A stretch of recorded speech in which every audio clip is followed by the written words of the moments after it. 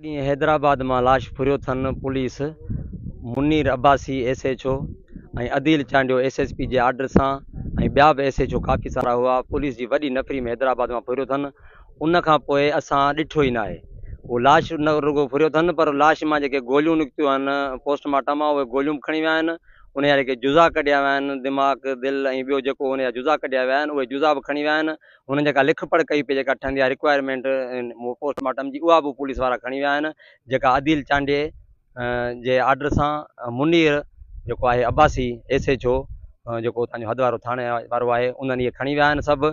उन खां पोइ हींअर ते असांखे का बि ख़बर न आहे त असांजो लाश किथे आहे। असां मुख़्तलिफ़ अफ़वाहूं ॿुधनि पिया। हींअर बि चवनि था किथे दफ़नाए छॾियो अथनि। अगरि कंहिं वकील अगरि कंहिं जज या जंहिं बि लिखत ॾिनी हूंदी थी लावारस आहे उनखे सम्झणु खपे ही इंसानियत सोज़ वाक़ियो आहे। उन जा वारस टियों ॾींहुं आहे लाश जी डिमांड कनि पिया लाश जी घुर कनि पिया। असांखे लाश नथो ॾिनो वञे ऐं उनखे लावारस अगरि के कराए करे ऐं दफ़नाइनि था त उनजी असांखे कान्हे ख़बर। इन जी ॿीहर ख़बर कुछाई थींदी। असां कोर्ट वेंदासीं कोर्ट में एप्लीकेशन ॾींदासीं असांखे लाश ॾिनो वञे। असां कोर्ट जे जज जे निगरानी में उन जे आर्डर सां लेटर सां वरी ॿीहर इहो लाश निकिरंदो असां वारसनि जे हवाले थींदो। असां वारसनि जे लाश हथ में ईंदो उन खां पोइ असां लाहेमल जोड़ींदासीं हाणे असांखे छा करिणो आहे छा न आहे।